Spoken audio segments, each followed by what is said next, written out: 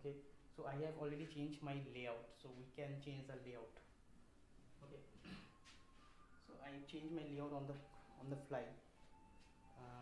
When I go, I can change the layout from this to this.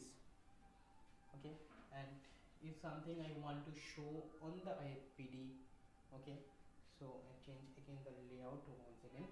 Okay, giving vast powers to the state. Third, we also have this common impression that Baba Saheb Ambedkar drafted the whole constitution.